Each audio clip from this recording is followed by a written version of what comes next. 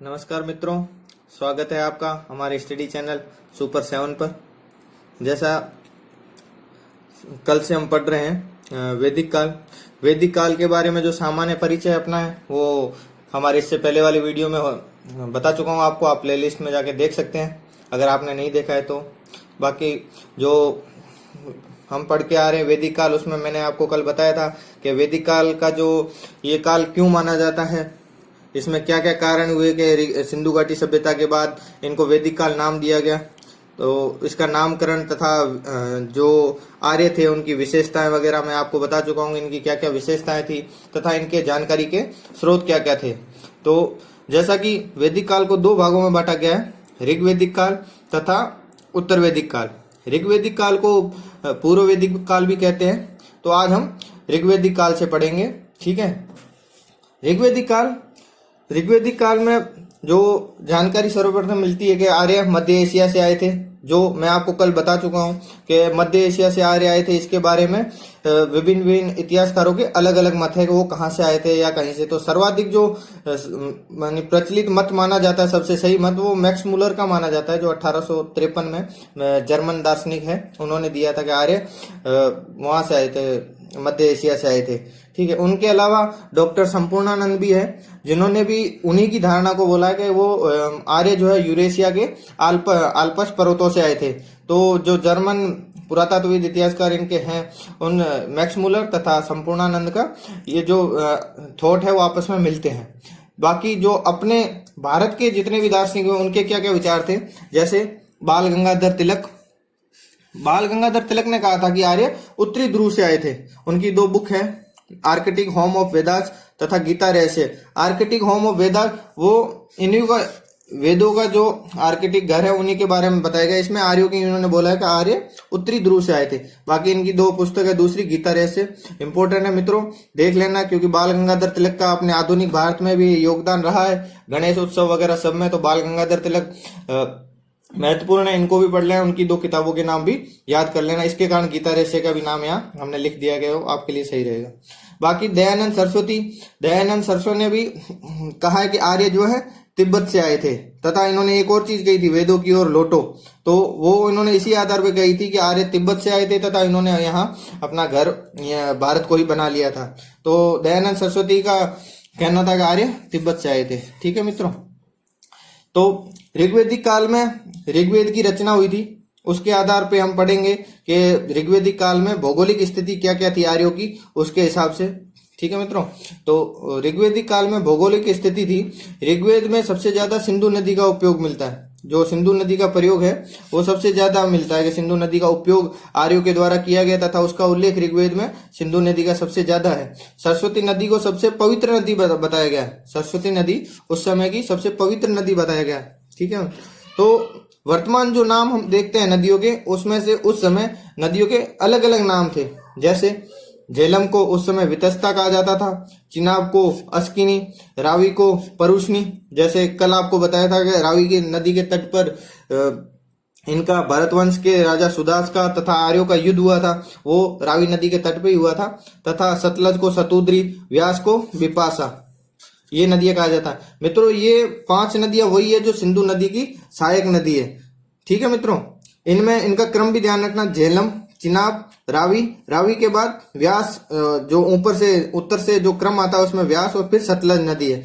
उनमें से व्यास ऐसी नदी है जो पाकिस्तान में नहीं जाती तथा सिर्फ भारत में ही वो नदी खत्म हो जाती, भारत में ही सतलज में मिल जाती है। ये आप लोगों के जानकारी के लिए बताया जा रहा है मित्रों, ध्यान रखना। ये जो वर्तमान नदियां हैं इनको वैदिक काल में इस नाम से जाना जाता था। ये पूछा जाता है एग्जाम में कि उस नदी को ऋग्वैदिक काल में किस नाम से जाना जाता। तो मित्रों नोट्स बना लेना आप, किस नदी को क्या कहा जाता था उस हिसाब से। इसके अलावा जैसे वर्तमान काबुल नदी है उसको कुंभा नदी कहा जाता था, स्वात नदी को श्रीवास्तु नदी कहा जाता था, कुर्रम नदी उसको कुब्रू कहा जाता था, तथा गोमल नदी को गोमती नदी कहा जाता था, ठीक है मित्रों। इनमें से ये काबुल नदी वगैरह अफगानिस्तान की है। अब ऋग्वेद में किन नदियों का, जैसे गंगा नदी का सिर्फ केवल एक बार उपयोग हुआ है मित्रों। ये क्वेश्चन कई बार पूछा गया है एग्जाम में कि गंगा नदी का ऋग्वेद में कितनी बार उल्लेख किया गया है, तो सिर्फ एक बार उपयोग किया है, उसका उल्लेख किया गया। तथा यमुना नदी का 3 बार उल्लेख किया गया मित्रों। ये नोट कर लेना, करते रहना मित्रों, ठीक है। तथा जो ऋग्वेदिक में, इसमें ऋग्वेदिक काल में हिमालय पर्वत का उल्लेख मिलता है। जो हिमालय पर्वत का उस समय का जो नाम था वो मुजवंत माना जाता है। जो उल्लेख उसमें मुजवंत नाम से मिला है वो वर्तमान इतिहासकार मानते हैं वो हिमालय का ही नाम है। तो मित्रों, जैसे किसी भी कालखंड को हम बांटेंगे तो हम उनको राजनीतिक, आर्थिक, सामाजिक तथा धार्मिक विभिन्न कालखंड में बांटते हैं। तो ऋग्वेदिक काल को भी हम इन्हीं जीवन के आधार पर बांटेंगे। उनका ऋग्वेदिक काल के लोगों का राजनीतिक जीवन कैसा था, आर्थिक जीवन कैसा था, सामाजिक कैसा था, धार्मिक जीवन कैसा था, उनके बारे में हम क्रमशः पढ़ेंगे। तो सबसे पहले पढ़ेंगे राजनीतिक जीवन। राजनीतिक जीवन तो सबसे पहले जो ऋग्वेदिक के जो आर्य लोग माने जाते हैं वो खानाबदोश तथा घुमंतु माने जाते हैं। मतलब वो एक जगह नहीं रहते थे तथा घूम के अपना जीवन यापन करते थे, ऐसे माने जाते हैं। यायावरीय मतलब घुमक्कड़ थे, वो एक जगह नहीं करते क्योंकि पशुपालन ही उनका मुख्य व्यवसाय था। बाकी पशुपालन के कारण वो एक जगह नहीं रहते थे, उनके इधर उधर घूमते रहते थे तथा वो चारा गौ की तलाश में एक जगह से दूसरी जगह घूमते रहते थे। ये उनके यायावरीय या घुमंतु होने का मुख्य कारण था। तथा ये कबीलाई जीवन जीते थे। मतलब उस समय जो इनके राज्य वो बहुत बड़े नहीं होते थे, लेकिन छोटे स्तरों पे कबीले होते थे और कबीले ही के आधार पे जीते थे। इन कबीले में ही कबीले को ही जन कहा जाता था। ठीक है। और जो इनकी जो सबसे बड़ी राजनीतिक इकाई होती थी वो जन ही होती थी। ठीक है। जन, जैसे जन को उस समय के हिसाब से राज्य कहा जाता था या जो राज्य होता था उसको जन ही कहा जाता था। ठीक है। और जो इसका अधिपति होता था, जो कबीले का अधिपति होता था, उसको गोपा या गोप्ता, जनस्य, पूरन, बेता, विभिन्न अलग अलग नामों से पुकारा जाता था। तो उनका जो मुख्य नाम है राजन या जनस्य या गोप्ता जनस्य कहा जाता था उस समय के जो उस कबीले का सरदार होता था उसको। ठीक है मित्रों। ऋग्वेद में जन शब्द का सबसे बार उल्लेख मिलता है 275 बार। ठीक है मित्रों। और विश्व शब्द का ऋग्वेद में 170 बार उल्लेख मिलता है। विश्व शब्द का अर्थ होता है विश्वपति। जो कबीले के सरदार से नीचे वाला पद होता था वो विश्व कहलाता था, विश्वपति कहलाता था। तथा ग्राम शब्द ग्रामणी कहलाता था। ग्राम जो होता था वो ग्रामणी। ठीक है मित्रों। जो राज्य तथा राज्योत्तर, जो उनके जन तथा जो जनत्व, राज्यत्व की जो उत्पत्ति मानी जाती है वो सामाजिक समझौते के सिद्धांत पे मानी जाती है। जैसा कि मित्रों आपको पता होगा सामाजिक समझौते का सिद्धांत वो रूसो, लॉक्स और हॉब्स ने दिया था। उस सिद्धांत पे ही उनके राज्य की उत्पत्ति मानी जाती है, जिसके कई उदाहरण हमें उस ऋग्वेदिक काल में मिलते हैं। ठीक है। इनका जो राजतंत्र है वो वंशानुगत राजतंत्र था। मतलब एक वंशानुगत क्रम में ही उसके सरदार बनते हुए आते थे। जो जन के या कबीले के सरदार होते थे वो वंशानुगत आता था। वो जो ऋग्वेदिक काल से परंपरा चली आई, जो अपने मध्यकालीन तक वो परंपरा चली आई। हर किसी राज्य का जो भी होता था राजा वो वंशानुगत ही होता था। राजा का प्रमुख सहयोगी पुरोहित होता था, अन्य सहायक में सेनानी होता था तथा रत्नी जो मतलब राजा के मंत्रियों को रत्नी कहा जाता था।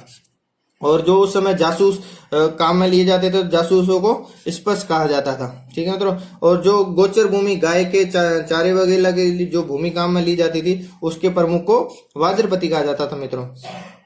ठीक है। और ऋग्वेदिक काल में जो जन प्रतिनिधि संस्थाएं थी जहां लोग इकट्ठा होकर अपनी समस्या सुनाने वगैरह के लिए आते थे, तो उनका भी उल्लेख मिलता है। जैसे कुलीन लोग जहां इकट्ठे होते थे उसको सभा कहा जाता था।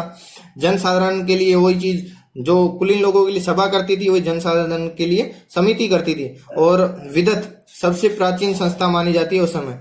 तथा उस समय इन सभी में महिलाओं को जाने की अनुमति थी कि महिला इन सभी विदत या सभाओं में भाग लेने का अधिकार था। ठीक है। सभा और समिति पे राजा का नियंत्रण रहता था। सुनते तो इनको सब राजा के नीचे वाले मंत्री थे, जैसे मंत्री उनके रत्नी हो गए, पुरोहित हो गए, वही सुनते थे। लेकिन इनके जो नियंत्रण रहता था वो राजा का रहता था। लोग राजा को भेंट देते थे, लेकिन भेंट में कैसे क्या देते थे, तो इनका जो जीवन था वो लूटपाट पे आधारित था। तो लूट का जो हिस्सा होता था वो अधिकतम लूट का हिस्सा वो राजा का होता था। ठीक है मित्रों। और सेना इनकी नियमित नहीं थी। मतलब जो सेना नियमित रहती है नियमित सेना नहीं थी। जब जरूरत पड़ी तब उस समय सेना का उपयोग किया जाता था। कबीले से लोगों को बुला के सेना के रूप में उनका उपयोग लिया जाता था। ठीक है मित्रों। तो अब पढ़ेंगे आर्थिक जीवन। उन लोगों का आर्थिक जीवन कैसा था, भरण पोषण कैसे करते थे, ये चीजें। तो ऋग्वेदिक काल के जो लोग थे या जो समाज था, जो कबीला था, वो पशुपालक समाज था। ठीक है मित्रों। पशुपालक समाज के कारण ही वो यायावर जिंदगी जीते थे, घुमक्कड़ घुमंतु जिंदगी जीते थे, वो इधर उधर घूमते थे, इसलिए वो भ्रमणशील थे, भ्रमणशील जीवन जीते थे। ये अनेक तथ्यों से सिद्ध हुआ, क्योंकि आर्य मानते हैं कि वहां से ईरान से मध्य एशिया से आए, इसीलिए आए थे, वो भ्रमण करते हुए आए। अपने यायावर जीवन जीते, पशुपालक जीवन के कारण ही वो इतने दूर आ पाए। ठीक है। ऋग्वैदिक समाज युद्ध प्रिय समाज था। जो कबीले में रहते थे वो एक दूसरे कबीले में जमीन को लेके या किसी पशुओं को लेके आपस में युद्ध रहते थे। ठीक है। युद्धों का मुख्य कारण पशु होता था और पशुओं का रक्षक भी उनको बताया गया है। ठीक है मित्रों। और ये ऐसे इनको पशुपालक ही कहा गया है कि पशुओं का सबसे ज्यादा बार उल्लेख मिलता है। लेकिन अगर कभी ये देवताओं से अगर प्रार्थना करते थे तो प्रार्थनाओं में जो वर मांगते थे वो पशु संपदा के रूप में मांगते थे। उनको अधिक से अधिक पशु दिए जाए। जैसे घोड़े की ये अश्व केंद्रित सभ्यता है तो ये ज्यादा देवताओं से मांगते थे कि घोड़ा दिया जाए, जैसे रथ के द्वारा उनका प्रयोग किया जाए। तो देवताओं से प्रार्थना में पशु संपदा मांगी जाती थी। ठीक है। और जो ब्राह्मणों को जमीन वगैरह देने के साक्ष्य नहीं मिलते हैं, ब्राह्मणों को पशुदान में दिए जाते थे। ठीक है मित्रों। और मूल ऋग्वेद में कृषि शब्द का उल्लेख 3 बार किया गया है। ठीक है मित्रों। जबकि गाय का उल्लेख कई बार किया गया। ऋग्वेद में देवकुल में पुरुष देवताओं का प्रभुत्व है जो कि पशुपालक की विशेषता है। मतलब पुरुष देवताओं की प्रधानता है। मतलब जो इनके धार्मिक जीवन हम आगे पढ़ेंगे तो उसमें ऋग्वेदिक काल में क्या है कि पुरुषों को ज्यादा मान्यता दी गई है। स्त्रियों की स्थिति भी इसमें अच्छी थी। ऐसा नहीं कि स्त्रियों की स्थिति निम्न थी। ये लेकिन ऋग्वेदिक काली जो समाज है वो पुरुष देवताओं पर आधारित है तथा पितृ सत्तात्मक माना जाता है। तथा इसमें जो पुरुष देवता थे अग्नि, इंद्र, वरुण तथा इन देवताओं को माना गया है। ठीक है मित्रों। जो कृषक समाज था वो माता देवी की पूजा ज्यादा करता था। इस काल में देवियों का उल्लेख ज्यादा नहीं है, लेकिन जो कृषक समाज था वो माता देवी की पूजा करता था। और निर्वाह आधारित अर्थव्यवस्था की अर्थात अधिशेष उत्पादन नहीं होता था। मतलब आवश्यकता से ज्यादा जो कृषि का उत्पादन होता था वो नहीं किया जाता था, इसलिए उद्योग धंधे भी अधिक विकसित नहीं थे। मतलब अधिशेष उत्पादन से मित्रों अर्थ है कि अगर आपकी आवश्यकता 1 क्विंटल की है तो आप 1 क्विंटल या 1 क्विंटल 1.25 क्विंटल उत्पादन करोगे, 2 क्विंटल या 3 क्विंटल नहीं करोगे। जैसा आपको नगरीय सभ्यता हड़प्पा वगैरह में देखने को मिलता है कि वहाँ अधिशेष उत्पादन होता था, उसके द्वारा उनका मेसोपोटामिया के साथ व्यापार वगैरह किया जाता था। वो वैदिक सभ्यता में ऋग्वैदिक काल में देखने को नहीं मिलता है। इनमें ये ग्रामीण जीवन जीते हैं तथा अपना जितना इनका निर्वाह हो सके निर्वाह के आधार पे ही ये खेती की जाती थी मित्रों। इनके मकान पक्के नहीं बनाते थे। पक्के मकान इसलिए नहीं बनाते थे क्योंकि ये घुमक्कड़ जीवन जीते थे, घूमते थे, तो एक जगह पे रहते नहीं थे, इसलिए पक्के मकान नहीं बनाते थे। इसलिए इनमें कच्ची ईंटों के वगैरह के साक्ष्य मिले। जबकि हड़प्पा में पक्के मकान, नगरीय सभ्यता तथा पक्के मकान और स्थायी मकानों का अपने को साक्ष्य मिलता है। ये लोहे से परिचित नहीं थे मित्रों। ठीक है मित्रों। धातु के हथियार मिले लेकिन धातु लोहे की नहीं थी, दूसरे धातु हो सकते प्रयोग में लिए जाए। जैसे आरे वाले जो पहिए होते थे उनपे दूसरे धातुओं का प्रयोग किया जाता था, लेकिन लोहे से परिचित नहीं थे। मुद्रा प्रणाली का विकास नहीं हुआ था, वस्तु विनिमय से ही व्यापार होता था।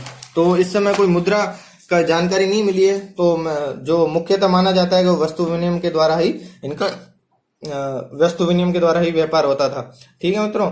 तो मुद्रा के रूप में गाय और ढाले के आभूषणों का उपयोग किया जाता था। जैसे कोई ज्यादा ही चीज देनी तो उसके बदले में पशु, गाय और गले के आभूषण को निष्क कहा जाता, उनका उपयोग किया जाता था।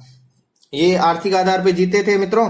तब अब इनके समाज की स्थिति कैसी थी उस समय ऋग्वैदिक काल में? अब समाज की स्थिति को बढ़ेंगे। समाज 3 वर्णों में विभाजित था मित्रों। सामाजिक स्थिति में समाज 3 वर्णों में विभाजित था। जो वर्ण व्यवस्था अपने को देखने को मिलती है मित्रों, वो वर्ण व्यवस्था हमें ऋग्वैदिक काल में देखने को मिलती है। इससे पहले वर्ण व्यवस्था नहीं दिखने मिली। समाज बटा हुआ था पहले भी, लेकिन एक वर्ण व्यवस्था नहीं मिली। तो ऋग्वैदिक काल में वर्ण व्यवस्था दिखने को मिलती है तथा ये वर्ण व्यवस्था कर्म पे आधारित थी, ना कि जन्म से आधारित थी, कर्म के आधारित थी। तो कहीं कहीं ये भी देखने को मिलता है, एक ऐसा वाक्य आ रखा है कि मैं कवि हूँ, मेरे पिता वैद्य है तथा मेरी माता चक्की से आटा पीसती है। ये भी इस ऋग्वेद में पढ़ने को मिला है।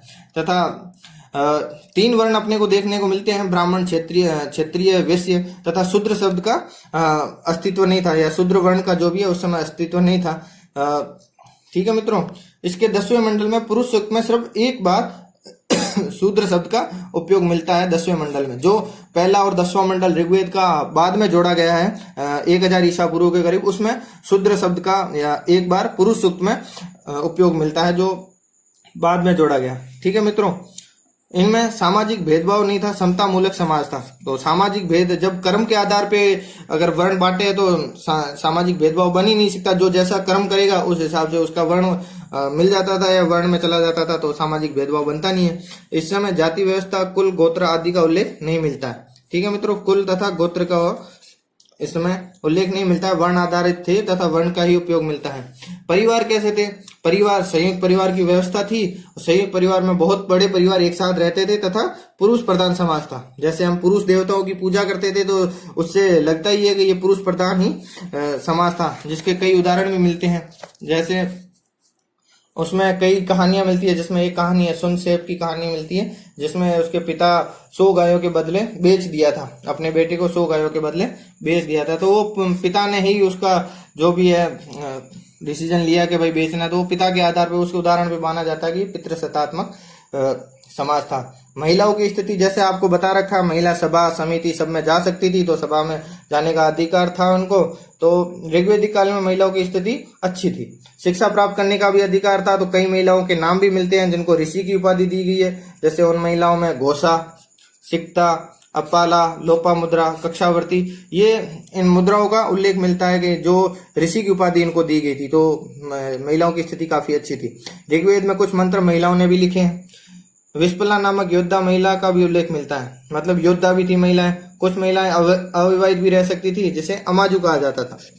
जो महिलाएं अविवाहित रहती थी उन्हें अमाजु कहा जाता था। विवाह के समय लड़की को दिए जाने वाले उपहारों को वहतु कहा जाता था। ठीक है, मतलब बहुपत्नी प्रथा का भी प्रचलन था। एक से ज्यादा पत्नियां रखने का यानी प्रथा थी। बाल विवाह तथा सती प्रथा, पर्दा प्रथा के कोई साक्ष्य नहीं मिलते उस समय। विधवा पुनर्विवाह का भी प्रचलन था। मित्रों देखो उस समय ऋग्वैदिक काल कितना पुराना, लेकिन कितनी अच्छी अच्छी प्रथाएं चलती है मित्रों। वर्तमान समय में भी कहीं कहीं ऐसी जगह है जहाँ विधवा पुनर्विवाह वगैरह अभी भी नहीं होता है, लेकिन ऋग्वैदिक काल आज से 3000 साल पहले, 3500 साल पहले भी ऐसी अच्छी प्रथाएं थी। कुरीतियां तो थी समाज में जो दूर की गई है, लेकिन कुछ कुछ अच्छी रीतियां थी जो वर्तमान समय में कुरीति बन चुकी है, जो उस समय अच्छी रीति की श्रेणी में आती थी। नियोग प्रथा का प्रचलन था। ठीक है मित्रों, नियोग प्रथा से आपसे स्पष्ट करना चाहूंगा। नियोग प्रथा वो कहलाती है जैसे अगर कोई स्त्री शादी करके आती है और उसके आते ही उसके कोई पुत्र या पुत्री बच्चा नहीं होता है, तब वो क्या करती थी, अपने पति की मृत्यु के पश्चात अपने देवर या किसी भी जानने वाले से वो गर्भ धारण कर सकती थी। वो नियोग प्रथा कहलाती है। तो इसके उदाहरण महाभारत काल के लगभग जो पात्र हैं वो इसमें नियोग प्रथा के द्वारा, जैसे धृतराष्ट्र हो गया या पांडु वगैरह, ये नियोग प्रथा के द्वारा उत्पन्न माने जाते हैं। दास प्रथा उस समय थी। दास प्रथा का प्रचलन था। दासों को दस्यु कहा जाता था तथा इनमें जैसे अलग अलग दास होते थे जिनको क्या क्या कहा जाता। जैसे एक दास होते थे जिन्हें वेदों का ज्ञान नहीं होता था, उन्हें अब्रहण कहा जाता था। जो यज्ञ नहीं करते थे उन दासों को ऐजन कहा जाता था। तथा जिस दास की कोई इज्जत नहीं होती थी उन्हें अनास कहा जाता था। जो सभ्य भाषा में नहीं बोलता था, गाली गलौज या बोलने का किसी का ढंग नहीं था, तो उसको मृदवाज कहा जाता था। ये दासों के प्रकार थे, किस किस प्रकार के दास थे। मित्रों अगर आपको कोई कंटेंट अच्छा लग रहा है तो उसका आप स्क्रीनशॉट या लिखते रहना। को बहुत अच्छी चीजें एक जगह इकट्ठी की गई और बताने के लिए इतने छोटे छोटे शब्दों में आपको बताया गया कि क्या क्या चीजें हो सकती है। तो कोई भी प्रश्न कहीं से उठा के भी आपको पूछा जा सकता है कि कोई चीज कैसे हो सकती है। ठीक है मित्रों, जैसे ऋग्वैदिक काल में जो यज्ञ नहीं करता था उन दासों को क्या कहा जाता था, तो ऐजन कहा जाता था। ये आप नोट करते जाइएगा। ठीक है, दास जो होते थे वो दोनों धर्म को रहते थे। मैंने जैसे कल आपको बताया था आर्य दो भागों में थे, आर्य और अनार्य। तो दास संभवतः दोनों होते थे, दोनों को कहा जाता था। ठीक है, घरेलू दास दासियों का प्रचलन था। इनके साक्ष्य मिलता है मित्रों कि जैसे किसी पुरोहित या किसी की बेटी की शादी होती थी तो उनके जो दहेज में दिया जाता था, जो साथ में भेजा जाता था, वो दास दासियों को भेजा जाता था। तो उससे पता चलता है कि घरेलू दास दासियों का प्रचलन था। शादी में, विवाह में किसी के साथ दास को दिया जाता था। धार्मिक स्थिति में मित्रों बहुदेववाद में विश्वास करते थे तथा अनेक देवताओं को मानते थे जो प्राकृतिक शक्तियों का प्रतिनिधि होते थे देवता। इन जो सबसे प्रमुख देवता माने जाते थे उनमें इंद्र सबसे प्रमुख माना जाता है, जिसका ऋग्वेद में 250 बार उल्लेख किया गया है। ठीक है मित्रों, और इंद्र बरसात के भी देवता उस समय माने जाते थे। दूसरा सबसे जो मुख्य देवता माने जाते हैं अग्नि माने जाते हैं, जिनका 200 बार उल्लेख मिलता है। और अग्नि को मनुष्य और देवताओं के मध्यस्थ माना जाता था मित्रों। ठीक है, तीसरे प्रमुख दो देवता थे वो वरुण माना जाते हैं। ऋतु के संरक्षक थे जो हजारों स्तंभों वाले सोने के महलों में रहते थे, उस समय की धारणा मानी जाती है। तथा जगत की भौतिक व नैतिक व्यवस्थाओं को ऋग्वेद में ऋत कहा जाता था। ठीक है मित्रों, और घोष उस समय सबसे प्राचीन देवता माने जाते हैं मित्रों। ठीक है, ऋग्वेद में हिनोथिज्म की अवधारणा मिलती है मित्रों। हिनोथिज्म हिनोथिज्म की जो अवधारणा है वो जर्मन दार्शनिक मैक्स मूलर ने दी है, और मैक्स मूलर ने ही आपको मैंने बता चुका हूं पहले कि मैक्स मूलर ही बोले थे कि आर्य मध्य एशिया से आए थे, और उनकी जो तर्क है वही सबसे स्पष्ट माना जाता है कि आर्य मध्य एशिया से आए थे। हिनोथिज्म का अर्थ है कि अगर आप जिस समय जिस देवता की पूजा कर रहे हो उसी को सर्वश्रेष्ठ माना जाता है। मतलब हिनोथिज्म का अर्थ ये है कि आज अगर आप अग्नि देवता की पूजा कर रहे हो तो आज अग्नि देवता ही आपके सर्वश्रेष्ठ माने जाएंगे, न कि इंद्र, जबकि इंद्र को उस समय सर्वश्रेष्ठ देवता माना जाता था। ठीक है मित्रों, तो ये हिनोथिज्म की अवधारणा मैक्स मूलर ने दी थी, और वो ऋग्वेद में जो थे वो हिनोथिज्म की अवधारणा मिलती है। ठीक है मित्रों, ऋग्वेद में एकेश्वरवाद का भी उल्लेख मिलता है। यूनानी देवता ओरनो, जो ईरानी देवता अहुर मजदा के समान ही वरुण देवता को बताया गया है। ठीक है मित्रों, वरुण देवता को ओरनो तथा अहुर मजदा के समान बताया गया है।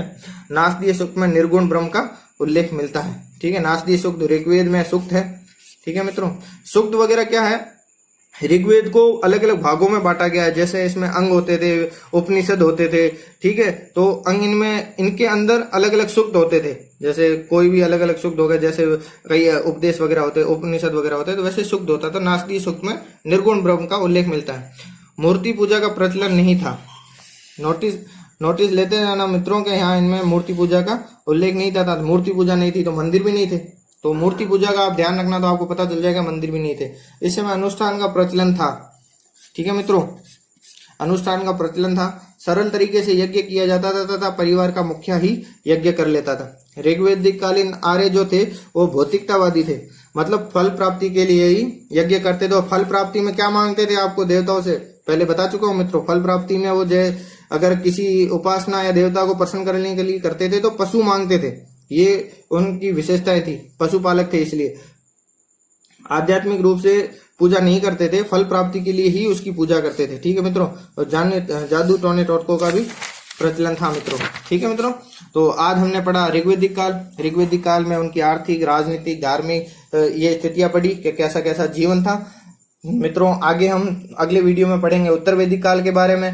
तो मैं आशा करता हूं आपको ये वीडियो पसंद आया होगा। अगर मित्रों हमसे कोई गलती हो जाती है उसके लिए क्षमा करना। ठीक है मित्रों, और अगर आपको हमारा वीडियो पसंद आ रहा है तो लाइक कीजिए, शेयर कीजिए तथा सब्सक्राइब कीजिए। धन्यवाद।